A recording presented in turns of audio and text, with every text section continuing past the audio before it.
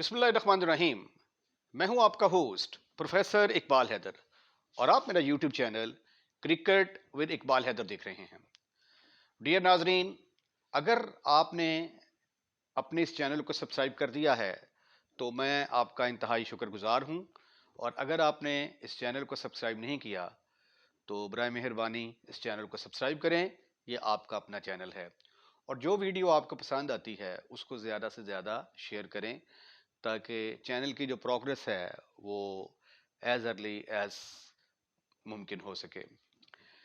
आज हम बात करेंगे पाकिस्तान जो T20 वर्ल्ड कप 2024 में शिरकत करेगा, उसकी जो पॉसिबल जो प्लेयर्स हैं, जो प्लेयर्स पूल है, उसके बारे में जो है वो आज डिस्कशन करेंगे कि कौन कौन से प्लेयर्स जो हैं वो इस वक्त अवेलेबल हैं। ये जब टीम सेलेक्ट की जाती है तो उसकी जो है ना तीन मेन कैटेगरीज होती हैं।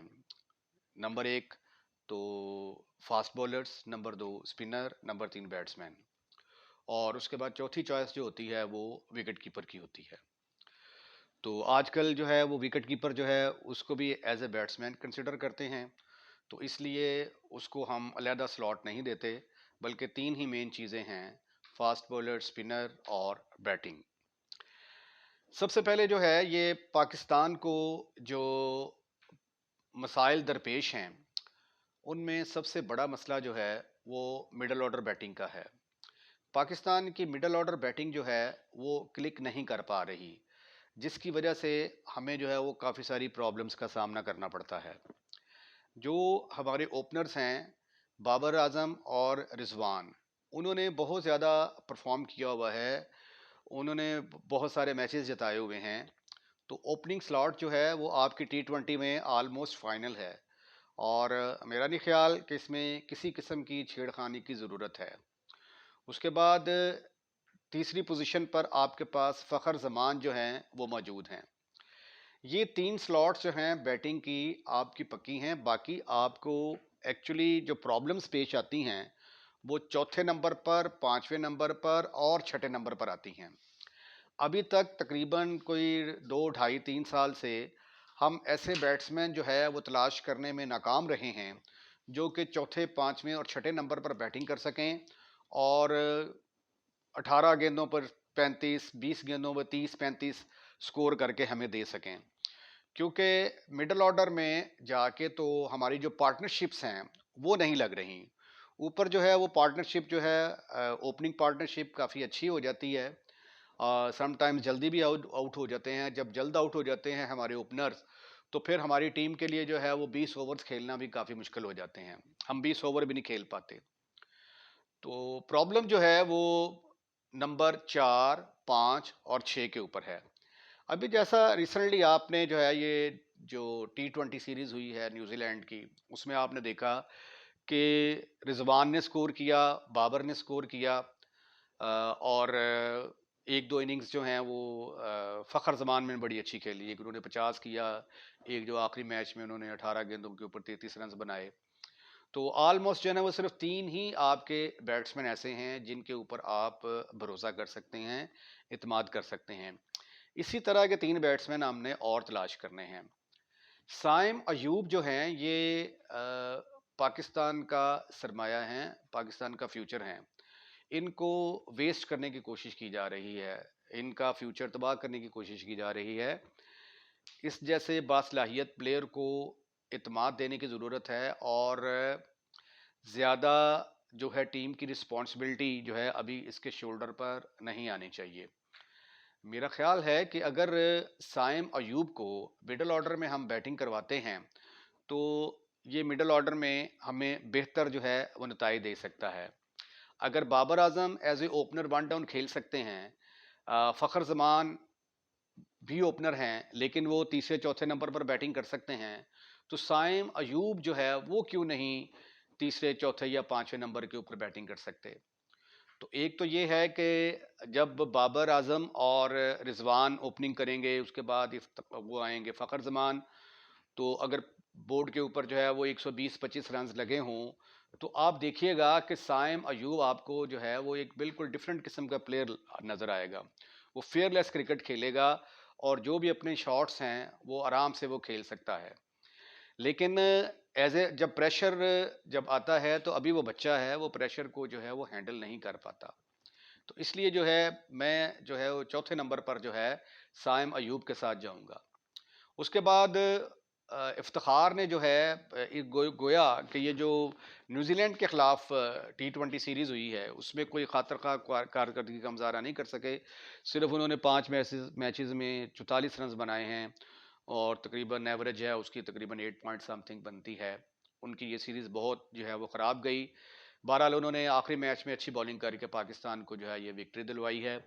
और इफ्तिखार को जो है वो मैं नंबर 5 पे जो है वो देखना चाहूँगा। इफ्तिखार का ये फ़ायदा है कि ये हमें अगर हमारे मेन बॉलर्स को जो है वो कुट पड़ रही होती है तो कोई 1-2 ओवर जो है ये हमें करके दे सकते हैं। और छठे नंबर पर जो है मोहम्मद हारिस जो है, मोहम्मद हारिस का जो विकेट कीपर बैट्समैन है पेशावर ज़ल्मी की तरफ से खेलते हैं। उस बच्चे के अंदर भी बड़ा टैलेंट है। जिस तरह साइम अयूब जो है वो हमारा फ्यूचर हैं, मोहम्मद हारिस भी जो है ये हमारा फ्यूचर हैं। हम उनको पहले हमने टीम के साथ उनको कैरी कर रहे थे, लेकिन मुझे समझ नहीं आती कि न्यूजीलैंड टूर के ऊपर जो है वो आज़म खान को जो है वो टीम के अंदर क्यों सेलेक्ट कर लिया गया। आज़म खान जो है वो ना ही एक प्रॉपर बैट्समैन नज़र आते हैं, ना ही वो प्रॉपर विकेट कीपर है और ना ही उनकी जिसामत जो है वो एक क्रिकेटर की तरह है। और अगर उनको जो है ये विकेट कीपिंग ना करवाई जाए तो फील्डिंग करवाई जाए तो मेरा नहीं ख्याल कि वो इतना तेज़ भाग सकते हैं कि बाउंड्रीज वगैरह को अगर रोकने की ज़रूरत पड़े तो वो रोक सकते हैं। तो बहरहाल जो है वो फिजिकली तौर पर जो है वो आज़म खान जो है वो क्रिकेटर नहीं हैं। तो ये मोहम्मद हारिस के साथ जो है वो बहुत ज़्यादती की गई थी, क्योंकि जब आप एक प्लेयर को कंटिन्यूसली साथ लेके चलते हैं तो वो प्लेयर जो है वो लर्निंग प्रोसेस में होता है, वो साथ साथ सीख रहा होता है। ये मुझे याद है कि जब जावेद मियांदाद और इमरान खान कप्तान थे तो सलीम मलिक नए नए आए थे। सलीम मलिक ने हालांकि अपने पहले टेस्ट में सेंचुरी बनाई थी, लेकिन उसके बाद उनको जो है ना वो ज़्यादा मौके नहीं मिले, लेकिन वो टीम के साथ हमेशा होते थे। वो जब किसी टूर पर जाते थे तो वो 3 रोज़ा 4 रोज़ा मैचेस बाकायदगी से खेलते थे। पाकिस्तान में अगर कोई टीम आती थी तो वो जो साइड मैचेस होते थे, प्रैक्टिस मैचेस, वो प्रैक्टिस मैचेस जो है उसमें वो खेलते थे। और जब वो अच्छे मैच्योर बैट्समैन बन गए तो फिर उनको पाकिस्तान की टीम में शामिल किया गया और उसका रिजल्ट पाकिस्तान के सामने है। तो प्लेयर्स जो होते हैं ना, इनको बनाना पड़ता है, इनके ऊपर इन्वेस्टमेंट करनी पड़ती है। तो मैं आपको 110% इस बात की गारंटी दे सकता हूं कि अगर ये साइम अयूब और मोहम्मद हारिस ये जावेद मियांदाद या इमरान खान जैसे कप्तान के पास होते तो ये इन्होंने अब तक निखर जाना था। लेकिन इंतहाई बदकिस्मती के साइम अयूब जो है वो मोहम्मद हफीज़ के हत्थे चढ़ गए और इंतहाई फजूल किस्म की उन्होंने अपनी प्रोफेसरी झाड़ी, जिसकी वजह से उस बच्चे को जो है इन्होंने जो है वो अंडर प्रेशर कर दिया गया। और मेरा ख्याल है कि इस वक्त साइम अयूब जो है वो अपना बिल्कुल एतमाद जो है वो खो चुके हैं। आई एम फुली होपफुल कि अब PSL 9 आने वाली है और इसके अंदर जो है साइम अयूब जो है वो दोबारा अपनी फॉर्म हासिल करेंगे और पाकिस्तानी टीम में कम बैक करेंगे और मिडल ऑर्डर में वो बहुत ज़्यादा अच्छा परफॉर्म करेंगे। तो इसलिए मैं जो है मेरा मशवरा जो है पाकिस्तान की मैनेजमेंट को यही है कि चौथे पाँचवें और छठी स्लॉट के लिए आप साइम अयूब, हारिस और इफ्तिखार को कंसिडर करें। अब 6 बैट्समैन जो है ये आपके परमानेंट हो जाते हैं। उसके बाद फिर आपको बैकअप के लिए जो है वो कुछ जो है वो बैट्समैन जो है वो तैयार करने की ज़रूरत है। अब पाकिस्तान बैकअप के लिए अब आपके पास जो अवेलेबल लॉट है, आइए अब उसके ऊपर डिस्कस करते हैं। ये 6 बैट्समैन तो कंफर्म हैं। ये जो है मेरा ख्याल है कि ये जो T20 वर्ल्ड कप आ रहा है 2024 का, उसमें ये 6 बैट्समैन कंफर्म हैं। बाकी हमारे पास जो बैट्समैन बचते हैं उसमें आसिफ अली हैं, खुशदिल शाह हैं, तैयब ताहिर, कासिम अकरम, आगा सलमान, उमैर बिन यूसुफ। तो ये हमारे पास 1 2 3 4 5 6 बैट्समैन हैं। इन 6 बैट्समैन में से हमने कुछ 3 बैट्समैन जो हैं वो सिलेक्ट करने हैं। खुशदिल शाह जो है वो एक यूटिलिटी किस्म के प्लेयर हैं। अगर कोई कप्तान अच्छा हो तो वो खुशदिल शाह से बहुत फ़ायदा हासिल कर सकता है। खुशदिल शाह जो है उनका एक और एडवांटेज भी है, वो फील्डर बड़े अच्छे हैं और बॉलिंग भी बड़ी अच्छी करते हैं। तो बहरहाल जो है ये जब ऑस्ट्रेलिया के टूर पे गए तो वो 1-2 मैचेस में जो है वो परफॉर्म नहीं कर सके, जिसकी वजह से खुशदिल शाह को जो है वो टीम से निकाल दिया गया। लेकिन और T20 में उन्होंने अच्छा परफॉर्म नहीं किया, और मेरा ख्याल है कि वनडे मैचेस में खुशदिल शाह जो है ना, उसकी टीम में जगह जो है वो परमानेंट बनती है, और हमने उसको वनडे मैचेस में से भी जो है वो ड्रॉप कर दिया। और दूसरा तैयब ताहिर जो है, इसको मैंने देखा है, ये काफ़ी अच्छी बैटिंग कर लेते हैं। फिर कासम अकरम जो हैं, he is also future of Pakistan. ये हमें एक ऑलराउंडर की जो है ये जगह पे भी इनको खिलाया जा सकता है, 1-2 ओवर भी कर सकते हैं, और बैटिंग भी ये अच्छी कर लेते हैं। फिर आगा सलमान को हमने आजमाया हुआ है, उमैर बिन यूसुफ हैं, ये भी पाकिस्तान का फ्यूचर हैं। तो ये जो आसफ अली, खुशदिल शाह, तैयब ताहिर, कासिम अकरम, आगा सलमान, ये जो प्लेयर हैं, इनके ऊपर जो है वो नज़र रखें आप, और ये जो आइंदा PSL हो रहा है इसमें इनकी परफॉर्मेंस चेक करें। जो प्लेयर इसमें अच्छा परफॉर्म करते हैं उनको जो है वो आप अपने पूल में शामिल कर लें। आसफ अली जो है ये, इनका ये ड्रॉबैक है कि इनको बस एक ही काम आता है कि हिट आउट गेट आउट।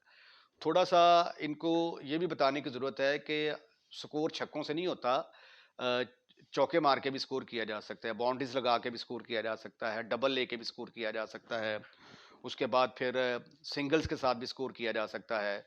और ये आसफ अली को भी जो है ये हमने बिल्कुल जो है वो मेरे ख्याल के मुताबिक ज़ाया किया है, जिस तरह की वो हार्ड हिटिंग कर लेते हैं।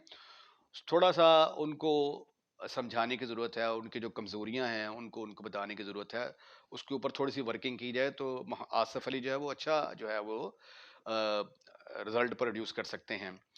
बाकी मैं तो हैदर अली से भी बड़ा कन्विंस था। हैदर अली जो है ये जब आए थे तो आपको पता है बड़े दिलेर प्लेयर थे, उनके पास हर तरह की शॉट्स हैं, वो कवर ड्राइव बड़ी अच्छी मारते हैं, बॉलर बैक ड्राइव, फ्लिक, पुल, कट, हर तरह की शॉट उसके पास मौजूद है उस बंदे के पास। वो सिर्फ और सिर्फ ये था कि वो शुरू में ही क्रॉस खेलने चले जाते थे, जिसकी वजह से जो है वो हमने उस प्लेयर को ज़ाया किया है। और उसके बाद फिर ये जो फ्रेंचाइज हैं, पाकिस्तान की जो फ्रेंचाइज हैं, मेरा नहीं ख्याल कि ये क्रिकेटर को बनाती हैं, ये तो क्रिकेटर को तबाह करती हैं।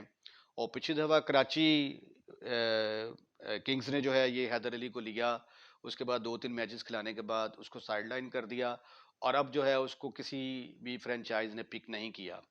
हालांकि पिछली दफ़ा वो diamond category, I am sorry, platinum category के प्लेयर थे, तो अब जो है इस दफ़ा जो किसी ने उनको पिक नहीं किया। तो हैदर अली को भी जो है मेरा ख्याल है कि हमने ज़ाया किया है। ये बच्चे जो हैं ये हमारा फ्यूचर हैं, इनके ऊपर वर्किंग की ज़रूरत है, ये टीम के साथ साथ होने चाहिए, और टीम के साथ साथ रह के ये बहुत कुछ सीख सकते हैं। तो 6 बैट्समैन जो है ये कंफर्म हैं, रिजवान, बाबर, फ़खर, इफ्तिखार, साइम अयूब और हारिस, 6 बैट्समैन। उसके बाद 3 से 4 आपने इनमें से सिलेक्ट करने हैं, वो PSL की परफॉर्मेंस देखकर हम उसमें से सिलेक्ट करेंगे। अब चलते हैं स्पिन बॉलिंग डिपार्टमेंट की तरफ। पाकिस्तान का बहुत बड़ा ड्रॉबैक है कि सईद अजमल के बाद जो है अभी तक हमें जो है वो एक प्रॉपर स्पिनर जो है वो नहीं मिल सका, जो कि मिडल ओवर्स में आके जो है हमें ब्रेक थ्रू दे। मुझे याद है कि सईद अजमल जब पाकिस्तान की टीम से खेला करते थे, तो अगर हमारे ओपनिंग बॉलर्स को शुरू में गिद्दड़ कुट हो जाती थी, गिद्दड़ कुट का मतलब होता है कि वाई तबाही जनाब, चौके लग रहे हैं, छक्के लग रहे हैं, तो हमें बड़ा हौसला होता था कि सईद अजमल आएंगे और आके इसको कंट्रोल कर लेंगे, और ऐसा ही होता था। सईद अजमल आते थे, आके जो है वो सिचुएशन को कंट्रोल कर लेते थे। तो सईद अजमल के बाद जो है बदकिस्मती हमारी कि हमें उस तरह का वर्ल्ड क्लास स्पिनर जो है वो अभी तक नहीं मिल सका। अब जो हमारे पास अवेलेबल हैं हम उनकी बात करेंगे। अवेलेबल जो है जो हमारे पास वो है मोहम्मद नवाज, शादाब, इब्रार और उसामा मीर। उसामा मीर से तो मैं बिल्कुल कन्विंस नहीं हूँ, ये जो है ना उसामा मीर जो है इसके ऊपर तो क्रॉस मारना देना चाहिए। और इब्रार की जो है वो इस दफ़ा जिस फ्रेंचाइज ने उसको चूज़ किया है, उसको इब्रार को मौके देने चाहिए ताकि उसको प्रॉपर तरीके से हम चेक कर सकें कि वो जो है ये T20 के अंदर किस तरह की बॉलिंग करते हैं। अगर वो अच्छी बॉलिंग करते हैं तो फिर मैं जो है ये नवाज, शदाब और इब्रार के साथ जाऊंगा। ये 4 स्पिनर आपके पास फिलहाल अवेलेबल हैं, तो इन चारों में से आपने कोई 3 बॉलर जो हैं वो पिक करने हैं। और हो सकता है कि पीएसएल में कोई अच्छी चॉइस हमें मिल जाए, कोई अच्छा आउटस्टैंडिंग किस्म का जो है स्पिनर अगर हमें मिल जाता है, तो that is much much much more better for Pakistan. अब चलते हैं पाकिस्तान की जो है ये फास्ट बॉलिंग डिपार्टमेंट की तरफ। पाकिस्तान का जो फास्ट बॉलिंग डिपार्टमेंट है, बदकिस्मती से हमारे जो मेन बॉलर्स हैं, वो बिल्कुल कतई तौर पे अच्छा परफॉर्म नहीं कर रहे। आप एशिया कप से लेकर अब तक जो है जो T20 सीरीज हुई है न्यूजीलैंड के खिलाफ, हमारे बॉलर्स ने हमें बहुत ज़्यादा मायूस किया है। एशिया कप में ये जो हैं हारिस रऊफ और शाहीन अफरीदी ने बहुत मायूस किया। उसके बाद वर्ल्ड कप में हारिस रऊफ और शाहीन अफरीदी ने बहुत मायूस किया। ऑस्ट्रेलिया के खिलाफ टेस्ट सीरीज में जो है ये शाहीन अफरीदी ने बहुत मायूस किया। उसके बाद T20 सीरीज जो न्यूजीलैंड के खिलाफ हुई है उसमें भी हारिस और शाहीन शाह ने हमें बहुत ज़्यादा मायूस किया है। लेकिन डियर नाजरीन, मैं आपको बताऊं, पाकिस्तान के पास फास्ट बॉलर्स की एक लंबी लाइन लगी हुई है। आप सुन के हैरान होंगे, तकरीबन को 15-16 फास्ट बॉलर ऐसे हैं पाकिस्तान के पास जो 140 प्लस की स्पीड के साथ बॉल कर सकते हैं। मैं आपको नाम गिनवाता हूँ। शाहीन शाह अफरीदी। शाहीन अफरीदी की तो स्पीड मेरे ख्याल वैसे ही कम हो गई, अब तो इनको मैंने देखा नहीं कि ये 140 की स्पीड के साथ बॉल करते हों। तो पता नहीं, शायद उनकी शादी हो गई, उसके बाद उनकी स्पीड जो है वो कम हो गई है। ठीक है, कुछ थोड़ी खुराक शुराक खानी चाहिए उनको ताकि उनकी स्पीड वापस आए और दोबारा वो 145 प्लस की बॉलिंग जो है वो कर सकें। नसीम शाह है हमारे पास, शाहीन अफरीदी, नसीम शाह। ठीक है, ये भी 145 plus. Ehsanullah 145 plus. Abbas Afridi 145 plus. Zaman Khan 140। Aamer Jamal 145 plus. Waseem junior 145 plus. Mohammad Husnain 145 plus. Arshad Iqbal, Haris Rauf, Salman Irshad, Musa Khan, Aimal Khan, Zeeshan, Ubaid Shah, Husnain Shah. तो ये तकरीबन 1 2 3 4 5 6 7 8 9 10 11 12 13 14 15 16 16 बॉलर जो हैं ये हमारे पास लाइन में खड़े हैं। लेकिन मसला ये है कि सिर्फ और सिर्फ इनको चांसेस जो है वो मिलने चाहिए। अगर हम बार बार जो है हसन अली को चांस देंगे, बार बार हारिस को चांस देंगे, बार बार शाहीन अफरीदी को चांस देंगे, तो ये जो बच्चे बैठे हुए हैं नीचे सारे जो है ना, ये इनकी जो है ना ये हक तलफी होगी। और कुछ लोग जो है ना, ये मैं सोशल मीडिया के ऊपर प्रेपोगंडा देखता हूँ जी, मोहम्मद आमर जो है उनको टीम में वापस लाना चाहिए, मोहम्मद आमर को टीम में लेना चाहिए। मोहम्मद आमर के अंदर जो है ना वो गट्स खत्म हो गए हुए हैं। वो एक ज़माना था जब आया था तो बड़ा अच्छा बॉलर था, अब जो है उसकी स्पीड भी बिल्कुल कम हो चुकी हुई है। और दूसरा ये है कि वो मैच फिक्सिंग में इन्वॉल्व था। और तीसरी बात यह है कि उसको पाकिस्तान के साथ कोई हमदर्दी नहीं है। उसने पाकिस्तान की तरफ से टेस्ट मैचेस खेलने के लिए इनकार कर दिया था, आमर ने और वहाब ने।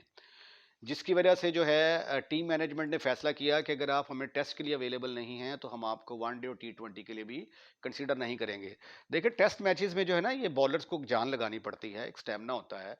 बाकी जो है ये T20 के अंदर सिर्फ 4 ओवर करके आप पैसे ज़्यादा कमा लेते हैं। वनडे में 10 ओवर करने होते हैं, पैसा ज़्यादा है। तो मोहम्मद आमर जो है उनको पैसे की ज़रूरत है, उनको पाकिस्तान की इज्जत और रिस्पेक्ट की ज़रूरत नहीं है। और दूसरा जो है वो रिटायरमेंट ले चुके हुए हैं, ही इज़ रिटायर्ड। तो जो रिटायर होता है उसको हम कंसिडर नहीं करते। तो मेरा नहीं ख्याल कि सोशल मीडिया के ऊपर जो है ये प्रोपेगेंडा करने की ज़रूरत है कि मोहम्मद आमर को टीम में शामिल किया जाए। अगर मोहम्मद आमर ने टीम में जगह बनानी है तो सबसे पहले तो उसको अपनी रिटायरमेंट वापस करनी पड़ेगी। और उसके बाद फिर उसको डोमेस्टिक क्रिकेट खेलनी पड़ेगी, उसमें वो परफॉर्म करेगा तो फिर जो है वो पाकिस्तान की टीम के अंदर आके जगह बना सकता है। और वैसे भी जो है ये आमर जो है ये अब 140 प्लस का बॉलर नहीं है। इसकी स्पीड जो है 130 से 135 तक का बॉलर है। इससे बहुत ज़्यादा बेहतर बॉलर हमारे पास आ चुके हुए हैं। अब ये देखें ना, आपने चांस दिया आमर जमाल को, आपने चांस दिया। आमर जमाल जो है उसने ऑस्ट्रेलिया में परफॉर्म करके दिया। आपने अब्बास अफरीदी को चांस दिया, अब्बास अफरीदी ने आपको परफॉर्म करके दिया। आपने खुर्रम शहजाद को चांस दिया, खुर्रम शहजाद ने आपको परफॉर्म करके दिया। तो जिन बॉलर्स को आप जमान खान को आपने चांस दिया, जमान खान ने बड़ी अच्छी बॉलिंग की है। ठीक है, जमान खान को आपने चांस दिया, जमान खान जो है वो परफॉर्म करके दिया है। तो इसलिए जो है ये जो यंगस्टर हैं, और मेरा ख्याल है कि जब आपके पास नसीम शाह होंगे, एहसानुल्लाह होंगे, एहसानुल्लाह मैं ये आपको बता दूं, ये जब फिट होके वापस आएंगे तो ये पाकिस्तान के मेन बॉलर हुआ करेंगे। क्योंकि इस बंदे को मैंने बॉलिंग करते हुए देखा है। ये इसके अंदर एबिलिटी है कि इसकी बॉल के अंदर निप है। ये आगे से जब आगे बॉल करता है ना तो इसकी बॉल में हाइट आती है, बॉल हाइट लेती है ठप्पा लगने के बाद। जो कि हारिस रऊफ के अंदर नहीं है, जिसकी वजह से ना उसको जो है ना कुट बड़ी पड़ती है। हारिस रऊफ की स्पीड ज़्यादा है, लेकिन उसकी जो बॉलिंग है, उसकी बॉलिंग के अंदर बाउंस नहीं है। यानी ठप्पा लगाने के बाद जो है ना उसकी गेंद उठती नहीं है। उसने जब बाउंसर मारना होता है तो वो मिड विकेट से विकेट से पीछे से मारता है, और जब वहां से वो बाउंसर मारता है तो वो बैट्समैन को नजर आ जाता है और वो मिड विकेट के ऊपर जो है वो छक्का मार देता है उसको। तो हारिस रऊफ का जो है वो बाउंसर जो है वो इतना इफेक्टिव नहीं है। लेकिन ये एहसान उल्लाह आप देखिएगा जब ये बॉलिंग करने के लिए आएगा, तो इसके एक तो इसका मैंने हाँ यॉर्कर भी इसके माशाल्लाह बड़े ज़बरदस्त हैं, यॉर्कर बड़े ज़बरदस्त हैं। फिर ये गुड लेंथ से जो इस बॉल करता है, ऐसे करके जब बैट्समैन को खेलनी पड़ती है तो वो लग बता जाता है। तो नसीम शाह, एहसान उल्लाह, अब्बास अफरीदी, जमान खान, इनको जो है ना ये चांसेस देने की ज़रूरत है। क्योंकि ये देखें, शाहीन अफरीदी ने, हम ऑलमोस्ट जो है ये जो ऑस्ट्रेलिया में वर्ल्ड कप हुआ था पिछला, T20 वर्ल्ड कप, तो फाइनल में तकरीबन हमने ऑलमोस्ट इंग्लैंड को काबू कर लिया था। अगर वहां पे शाहीन अफरीदी अनफिट ना होता तो क्या ख्याल है आपका, इस वक्त रिजल्ट क्या होता? पाकिस्तान जो है वो T20 का चैंपियन होता। एन मौके के ऊपर जो है वो ऐसे फील्डिंग करते हुए जनाब अपना गोडा पकड़ा और बाहर चला गया, और पाकिस्तान जो है वो फाइनल हार गया। उसके बाद याद होगा कि जो यूएई में वर्ल्ड कप हुआ था T20, वहां पे शाहीन अफरीदी ने क्या किया था? 4 छक्के खा लिए, ठीक है। हसन अली जो है वो कुट खा के गया है, उसके बाद अगला ओवर इसका आया है, एक कैच छूटा है, उसके बाद हसन अली ने कैच छोड़ा है, उसके बाद जनाब इसने 3 लगातार छक्के खा लिए। मैथ्यू हेड से वो जी जो है वो भी जो है ना वो मेरा ख्याल कभी कभार, पता नहीं उसने कभी उसके बाद कभी ऑस्ट्रेलिया को मैच जिताया या नहीं जिताया, कुट खा ली उससे। तो एन जो सिचुएशन जब बनती है ना तो वहां पे शाहीन अफरीदी से परफॉर्म नहीं होता। तो अब इतनी ज्यादा लॉट आपके पास पड़ी हुई है, तो इनको जो है ना ये जो सिर्फ खेल रहे होते हैं हमें वो नजर आते हैं, जो बाहर बैठे होते हैं वो भी बुरे नहीं होते। तो फास्ट बॉलिंग के अंदर मेरा नहीं ख्याल कि पाकिस्तान को इतनी प्रॉब्लम है, लेकिन बॉल प्रॉब्लम हमें नजर आती है इसलिए कि हम तकिया करते हैं किन बॉलर्स के ऊपर? शाहीन अफरीदी, हसन अली, हारिस, और तीनों ही कुट खाने में माहिर हैं। ठीक है, इन तीनों को आप जो है ना ज़रा साइड पे करें और नए बॉलर को चांस दें, यकीन मानिएगा कि रिजल्ट जो है वो बड़े डिफरेंट किस्म के आएंगे। तो आई एम फुली होपफुल कि मेरी आवाज़ जो है ये पीसीबी के जो सिलेक्टर्स हैं और पीसीबी तक जाएगी, और वो सीरियसली जो है इनके ऊपर जो है वो अमल करने की कोशिश करेंगे। इसके साथ ही मैं आज की वीडियो को यहीं पे जो है ये ख़त्म करता हूँ। अगर आपको वीडियो पसंद आई है तो इसको लाइक करें, और लाइक करने के बाद दोस्तों में शेयर करना मत भूलिएगा। और once again, if you have subscribe my channel, I am really thankful to you. If you have never subscribe this channel, this is your own channel, please subscribe it. अपना ख्याल रखिएगा, अगली वीडियो का इंतज़ार कीजिएगा। अल्लाह हाफिज़।